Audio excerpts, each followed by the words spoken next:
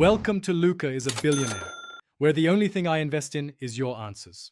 You start by identifying the lock type and where the retaining parts hide. This matters because trim removal differs. Once done, loosen the strike and latch plates so the door won't bind when you move parts. Use painter's tape along the frame and a thin putty knife to pry between the rose and door face. Apply steady pressure to find a seam. Make sure to work slowly.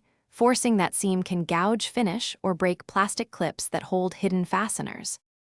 Once you expose the collar, rotate or depress it to reveal the set screw or a spring clip. This unlocks the internal mechanism. If you meet resistance, press a thin pick into the seam to find and disengage small release tabs. A magnet helps retrieve metal pins that fall into cavities. Next, pull the spindle straight out while wiggling slightly.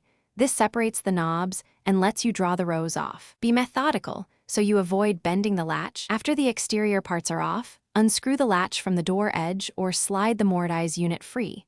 Support components so they don't drop into the jamb. Clean the cavity and inspect the spindle and spring clips for wear. Replace any broken clips before reassembly to prevent repeat problems. If the rose is stuck, apply a little penetrating oil, tap around the edge with a rubber mallet, and if a plastic clip is fused, carefully cut it away with a utility blade. Make sure the door is supported while you work. Thanks for watching and please subscribe. It's the best investment you'll ever make.